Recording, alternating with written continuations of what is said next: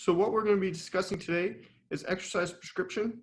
And then with that, kind of what the backbones of exercise prescription is. And then we'll go into different exercise prescriptions for the guidelines for all Americans and healthy adults, and then into different conditions. So each condition has a little bit different of an exercise prescription that you want to kind of follow as a baseline. So when you talk about exercise prescription, the backbone of this is called the FITT principle, and that has been extended to the FITT VP principle. And so it's an acronym. So the F stands for frequency. And so frequency meaning how many times a week are you exercising? We'll go into the numbers that the American College of Sports Medicine has set forth. And then the I is intensity. So how hard are you working when you're exercising? The T is time. So time meaning the length of that exercise session or the duration that you're working out per session. And then type. So type meaning, is it cardio training? Is it aerobic training? Is it a combination of both? And then V stands for volume. So volume kind of puts together both how many times a week are you exercising and the duration of those exercises. And then lastly, the P stands for progression. So over time, you want to make the exercise more challenging. So you may start slow in short durations and then increase the duration over time, increase the frequency per time. There's different ways to progress, and we'll go over how to properly progress exercise over time. And so what we're going to talk about first is the FITT principle for aerobic or cardio exercise for healthy Americans. This is set forth by American College of Sports Medicine. And so the frequency that we discussed, you're looking at about 3 to 5 days a week. And we're just looking at cardio here. And then intensity, once again, how hard are you exercising? And then for this, you're looking at a moderate exercise. So moderate is considered 40 to 60% of heart rate reserve, which we'll go over at the end of this slide, what the heart rate reserve means. And so you can do a percentage of that heart rate reserve or a number on a scale. So the RPE scale is 0 to 10. So 0 meaning extremely easy, you're relaxing on your couch. 10, it's the hardest thing you've ever done, you're pushing a boulder up a mountain. So in the moderate range, you're looking for 3 to 6, and that means you're in the moderate. And then we're also looking at vigorous. So vigorous is towards the higher end of that scale. So you're over 60% of the heart rate reserve, and you're over a 6 on that 0 to 10 scale. So that's really where you want to be in that range of moderate to vigorous for cardio exercise for everyday healthy Americans. And then time, how long do we want to be exercising for? So it depends on how many days a week you're doing. So it depends on that frequency. If you're doing 3 days a week, you want to be closer to that 60 minutes. If you're doing 5 days a week, you can be right around that 30 minutes. So we're looking for an average of 3 to 5 days a week of 150 minutes of moderate to vigorous exercise. So if you're doing moderate exercise, you want to be closer to that 150 minutes. If you're doing vigorous exercise, you can do 75 minutes, and that will equal out. And then the type, because we're talking about cardio here, any aerobic exercise. Could be walking, jogging, swimming, hiking, whatever you enjoy. That's what we're looking at there. And then we're going to touch on that heart rate reserve, because this is something that's going to be discussed throughout this presentation. So what heart rate reserve is, it's looking at a percent range of the heart rate that is taken from your maximum heart rate. So the equation 220 minus your age, that is how you estimate someone's maximum heart rate. So you take 220, you'd subtract your age, and then from there, you would subtract your resting heart rate, and then you would multiply that by a percent of intensity. So that percent of intensity, we're going to use moderate, for example. You would take 0.4 and then you'd add back in your resting heart rate. And then to find the range of moderate, you would just plug in 0.6. And so you'd get a range where you want to keep that heart rate so you know you're working at a moderate level. And then I put an example. So for example, if my resting heart rate was 60, my lower end of moderate exercise, I would have to maintain 113.6 beats per minute. So ideally, I would want to be closer to probably 125, 130, because that would put me right in the middle of that 40 to 60%. And that's where you want to be for the cardio exercise. Then moving on to the FITT principle for resistance training.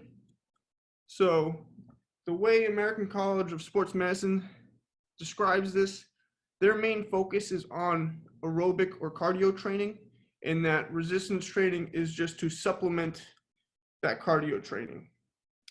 That is because in longevity terms, cardio or aerobic exercise is going to give you the best adaptation for a healthy and long life. But resistance training is also very important to maintain a healthy life. So you really want to do both cardio and resistance training during a week. So they state that you should be doing resistance training 2 to 3 days a week. Your intensity, so it's a little different than the cardio. So the intensity, you want to focus on how difficult those last 4 reps are in that set you're doing. If you're able to do them pretty easily, the intensity probably needs to be bumped up a little. And we'll go over how you can kind of change that intensity. And then time, so you want to do about 8 to 10 exercises, and these exercises should be split up between the main muscle groups of your body. And then with each exercise, you want to do about 2 to 4 sets. So a set is when you complete all of the repetitions that you're looking for. So for example, if we're looking to do 12 reps, once we've completed 12 reps, that is 1 set. And so you do 2 to 4 sets of 8 to 12 reps. And we'll go over a little later on what different reps mean and how we can pick those reps to meet goals. And then for the type here, we're looking at free weights or we're looking at resistance machines. So it's kind of whatever you have available for you. You can be using bands, anything kind of weight bearing. And then, so we're going to go into the progression. So for aerobic training, what you want to focus on first is the time. So before you change anything, you want to work on increasing your time. So it might be something where you start just walking and you can only walk for about 10 minutes, and that's pretty difficult. And so what you want to do is continue working at that 10 minutes and make a small weekly goal to add 5 minutes to that walk. And so that would be the first way you want to progress. And then once you've built up some time, say start at 10 minutes, after a month of walking, you can now do 30 minutes of walking per walk. The next thing you want to do is change the intensity. So if we're sticking with the example for walking, you're going to want to increase the speed a little. By increasing the speed, you're going to get that heart rate a little higher, ideally getting it into that moderate range of what your heart rate should be based on your heart rate reserve. And then after you've changed your intensity, the next thing you'd want to do is change up the mode of cardio. If you're getting a little bored of walking, or walking is getting to the point where you can't get your heart rate up high enough, because the more fit you come, the harder it is to get that heart rate to that level you were once able to get it to. So you might have to start jogging, or you might use an elliptical. So changing up that mode of cardio can also help progress. And then looking at resistance training, so what you want to first start with is increasing the sets or reps. So before you start changing the weights, we want to change how many sets or repetitions we're doing. And so again, we want to focus on those last 4 reps to see that intensity. So the more reps you do in a set, you're going to be looking at more muscle endurance. So if you think of endurance as cardio, the longer you walk, the more endurance you get. The more you lift something, the more endurance that muscle gets. So over time, you're able to do something repetitively versus muscle strength. The lower the repetition. For example, if you're doing 8 to 10 repetitions, you're focusing on strength. So you're going to see more of an increase in the cross-sectional area of that muscle, and you'll be able to lift something a little heavier fewer times, but not as many times.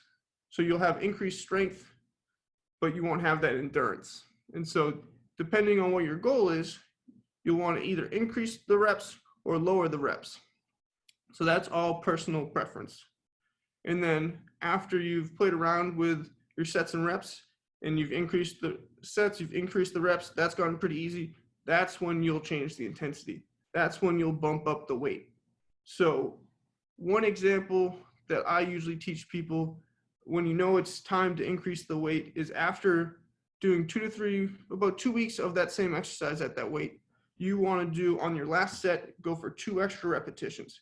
If, for example, we're doing 3 sets of 10, and that last set, if you're able to get 12 repetitions, you can then go up to the next weight because that's easy enough for you where you can progress slightly. And when I say the next weight, usually you want to change about 5 pounds or so. Nothing crazy, and depending, it could be 1 pound. It's all up to you at that point. And then lastly, just like the aerobic, we want to manipulate the type of exercise we're using. So for example, a lot of people begin on machines because they don't have to worry too much about form. They're not quite sure what to do. There's instructions listed so you can use that machine safely. Once you've kind of got used to that, you can move to free weights if you're comfortable. You can meet with a trainer to make sure you're doing movements correctly, but the free weights will give you a little bit more range of motion, but also over time can build more strength because you can progress a little easier. And it's more ideal for everyday activities. There's a lot of machines have you move in certain ways that aren't normal for everyday life, where free weight exercises, you can adapt them so it is similar to everyday lifestyle. And then what we want to look at is once you've progressed and done all these things, you're starting to get a little bored. Why is that? How can we adjust these routines so you can still be excited about your exercise? And so it's good to always change it up a little bit. So for example, you usually go to the gym by yourself. Why not try a class? There's a lot of different facilities have classes. For example, some of these classes that we offer here at Body Dynamics, we have some spin classes, we have some cardio classes, we have a level 1 cardio class and a level 2. So depending on where you are, we can meet your needs. And we also offer some yoga classes. It's important to add in flexibility to supplement both your resistance training and cardio training. And then if you want to continue working out on your own, try making a playlist. Listen to some of your favorite music while you're exercising to keep you motivated to continue exercising. And then some other ways that you can change up your training for kind of combining both aerobic and resistance training is circuit training. So you're doing more high intensity training. It can be body weight, it can be free weight. You can do some cardio in between. If you're getting bored of exercising inside, try taking your workout outside. Change of scenery can help a lot. And also if you're exercising with some friends, you can make it a competition. You don't even have to exercise at the same time. Create a competition of who can burn more calories a week, who can put in more minutes walking a week. Just get creative. That stuff can really help you stay motivated to continue exercising and try out different modes of exercising. And then going back to progressing. So we discussed how to properly progress, but when should you be progressing? So some things to think about when you feel like it might be time to start adjusting your exercises. When things become too easy, that's usually a time where you want to increase the intensity a little bit. And then also over time, if you start noticing that your body's not adapting like it was, you will see adaptations. If you're untrained and you're just starting exercise, you will see adaptations pretty quickly. So in about a month, you will notice that your cardio endurance has increased, your strength has increased. But after that, it's considered a principle of diminishing returns, meaning that you have to put in more work now than you did in the beginning to see more adaptation. So meaning you have to progress. So you can't just continue doing the same exercises over time. You won't see any results anymore. it's good to still move, but if you want to continue to see results, you have to put in more work. And that's where the progression and changing intensity comes into play. And then one of the most important things about progressing is that you only want to change one letter of the FITT principle at a time. So this is important because if you start changing the frequency, which is where you usually want to start, is so if you're only doing 2 days a week, it's good to add in a third day. So most people start with the frequency or time. So you only want to change one at a time, because if you start changing multiple letters, that's when you can start having some overuse, and overuse leads to injuries in most cases. So just because there's a dose response with exercise, meaning that the more exercise you do, the more adaptation you will get. There's a caveat to that is if you're slamming the pavement 4 hours a week, 7 days a week, you're going to get hurt. So there's a point where you want to cut off that exercise. So you don't want to be doing too much a week. And so now what we're going to talk about is we're going to discuss some FITT principles for different conditions. Some of the conditions we're going to go over are diabetes, hypertension, arthritis, and then overweight and obesity. So overall, these all follow the same backbone of the FITT principle. And so sometimes they're going to be very similar, but certain cases there's some significant differences. So for diabetes, you want to focus on more movement throughout the week. So you want to be moving almost every day. So you want to exercise 3 to 7 days a week. In this intensity, you want to focus on moderate to vigorous. And then for individuals that have type 1 diabetes, you want to kind of follow the guidelines for healthy Americans. So we're still looking at that 150 minutes a week of moderate exercise to 75 minutes of vigorous exercise. For type 2 diabetics, you want to focus on a little bit more time per week. So we're looking at strictly 150 minutes for moderate or vigorous. So you're going to want to work at a little bit higher intensity for a little bit longer of a time.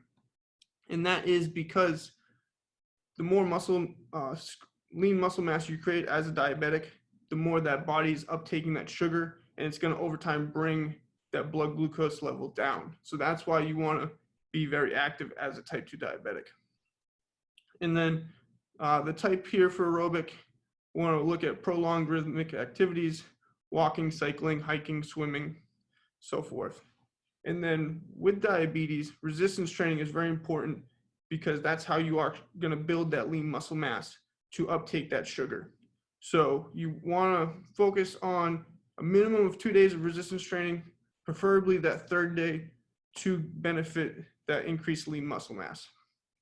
Here we're still looking at moderate to vigorous intensity with the resistance training. And then we're looking at 8 to 10 exercises with 1 to 3 sets of 10 to 15 reps. And we want to start at 10, 15 reps, ideally towards the 15 rep range, because the muscle endurance that we discussed earlier helps build that lean muscle mass. So the more repetitions for diabetics, the better, because you're really looking to uptake that glucose. And then that type, machines or free weights. So depending on where they are starting, we'll start with machines and then progress to free weights most likely. And then some of the benefits of regular physical activity for diabetics, as I had stated, you're going to have the improved glucose tolerance. You're going to have an increased insulin sensitivity. So meaning that most diabetics have an issue with the release of insulin. So they actually have to take insulin themselves so the body can stay in normal levels. With exercise, you actually get better sensitivity to that insulin, so you don't have to take it yourself. Your body will start producing it again. And that is for type 2 diabetics. Type 1 diabetics have an issue with insulin, so they will have to take that no matter what, because type 2 diabetics don't have that issue initially. And then you will see a decrease in hemoglobin A1C. And so that is looking at a 3-month measurement of your blood glucose in your body. And then overall, you'll see a decrease in cardiovascular disease risk factors and overall well-being just with exercise. So what we're going to touch base on next is the FITT principle for arthritis. So what you really want to focus on for arthritis is just movement. It's a very tricky condition because even with movement, there's sometimes pain, but when you completely stop moving, that pain is going to get worse. So it's really important just to keep moving. So here we're looking at 3 to 5 days a week of aerobic training. And so this intensity, we're looking at moderate to vigorous once again. And then this one kind of follows the healthy lifestyle that ACSM has set forward. So we're looking at 150 minutes a week to 75 minutes a week of moderate to vigorous training, or a combination of those two.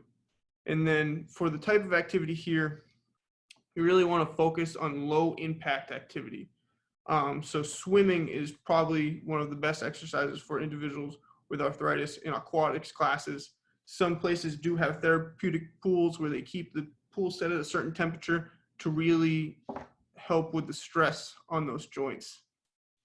Cycling can also be pretty good with load bearing, and then also ellipticals are pretty low impact too. So those are some great modalities for individuals with arthritis to use. And then looking at resistance training, we're following just the healthy guidelines here, 2 to 3 days a week of 60 to 80% of that 1 rep max. So it's looking at that moderate to vigorous intensity again. And then we're looking at 8 to 12 reps of 2 to 4 sets of all major muscle groups. And then this is looking at machine free weights or body weight exercises. Some of the benefits that regular physical activity can have for arthritis is it can attenuate that pain and joint stiffness. As I said earlier, if you stop moving, the pain is actually going to get worse. So it's really important to keep moving. What happens when these joint moves is there's fluid in these joints called synovial fluid. And you can think of it as lubrication, almost just like oil in an engine. So if you stop moving or you don't run that car, that oil is just going to sit there. By moving, you're getting that fluid to go through and actually lubricate the joints and help with that pain and decrease that stiffness. It'll also add in weight control and improved body composition. So this is for anyone. If you're not exercising, you're not expending those calories, so you're going to end up putting on some weight, and then you're going to have a decreased metabolism. So with that, you're going to lose control of your body composition, and you're going to have increase in weight. So the movement, the exercise is going to aid in that weight control and that body composition. And overall, you're going to reduce comorbidities and improve mental health. And that goes for any exercise and any condition. Both those things will happen. And then the next one we're going to discuss is hypertension. So this one, for hypertension, you want to move as much as possible. It's important to do some resistance training, but aerobic training is key with hypertension. So we want to be moving 5 to 7 days a week, ideally 7 days. We're not running marathons 7 days a week. We're just going for some walks. So it's just important to do any kind of movement. So that intensity, you're not looking for vigorous. You just want to stay in that moderate range here. Just constant movement is very important. So we're looking at 30 minutes of continuous exercise is the goal. But if you need to, break it up in bouts of 10 minutes. So if you have to go start with 10 minutes a day and add time, as we discussed earlier, the goal is to get to 30 minutes a day. And then once again, we're looking at prolonged rhythmic activities using large muscle groups, so walking, cycling, swimming, hiking, whatever you enjoy. And then the resistance training is set forth for healthy individuals. So we're looking at 2 to 3 days a week again at that moderate to vigorous intensity in 2 to 4 sets of 8 to 10 reps using free weights or body weight. And so the benefits of regular physical activity on hypertension, you're going to see an overall decrease in both 5 to 7 millimeters per mercury in blood pressure. And this is in both the systolic and diastolic, so the top and bottom number. It may not seem that big of a difference in that top number, but that's actually a huge difference in that bottom number. In most cases, you do not see that diastolic blood pressure change much at all. And also you'll see a regression in cardiac remodeling and a decrease in comorbidities. So what cardiac remodeling is last week we touched on it pretty briefly, but with exercise, particularly cardio, you're going to have an increase of that outside of the left ventricle. So if you take a look at this image in the bottom, the one on the right, all that thick area is muscle. So with cardio and exercise, that muscle is actually going to grow outward, not inward like this picture. So what happens when you don't exercise or you're hypertensive, over time, your heart starts to remodel. It's working so hard that muscle is growing, but it's growing inward. And the issue we have there is you can see the difference in the left ventricle, the size. So the one on the right is much smaller, meaning not as much blood can fill and go to the body. So the heart actually has to pump more times per minute compared to a healthy heart. And so over time, that increases the pressure because there's not as much blood going out, and those vessels have to constrict because there's less and less blood. And so over time, cardio exercise can actually reverse this, and we can see an increase of that left ventricle size because you're growing the muscle outward instead of inward. And so that's why we want to focus on the cardio and just movement every day with hypertension. And then the last one we're going to go over is weight and obesity. So we want to focus once again 5 to 7 days a week, ideally 7 days. It's similar to hypertension. We want to just have some movement. And so for this one, initially intensity should be moderate, but over time we want to progress to that vigorous. And so healthy individuals want to focus on 150 minutes a week of moderate exercise. Individuals looking to lose weight, that number has to increase to 250 minutes to 300 minutes a week. So it's important to not just jump to that number, you want to progress to that number. So you want to ideally get to that 150 minutes in a few weeks, get to that 200 and so forth, add time each week to get to that goal of 250 minutes to 300 minutes a week. And then same type of exercise, walking, cycling, hiking. That's really whatever you enjoy to keep moving. And then the resistance training is the same as healthy Americans. We're looking at 2 to 3 days a week, moderate to vigorous exercise intensity, 2 to 4 sets, 8 to 10 reps, machines and free weights. And then that was everything we had. So we will be fielding some questions. So if you have any questions, we'll just go through the Q&A and we will answer those questions for you. And so, Nicole, your question on adding a webinar on healthy eating another time. We are going to be doing weekly webinars. And so each week we will send out the topic as we did for this one. I'm not sure off the top of my head what next week is, but we are going to be doing a webinar on nutrition at some point. So Jill, your question on the best way to get some exercise when you're trapped in the house and the trails are packed. So depending around here, you could be living in an urban area or you could be living in a suburban area. I would say try to go on a few short walks. So that way you don't have to go all the way out to a trail.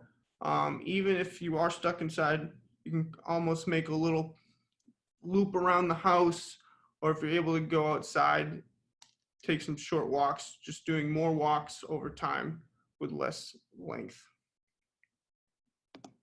And John, I can send you a copy of this PowerPoint for review if you would like it.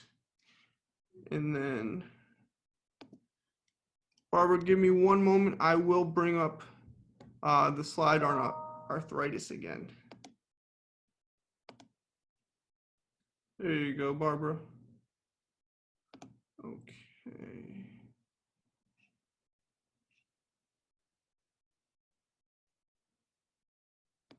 Well, if we don't have any more questions, thank you all again for joining us today. So we will be having another Lunch and Learn webinar next week. I believe one of our physical therapists will be leading that one. So we will get that topic out to you in the beginning of next week. But thank you all again. I hope you enjoyed it.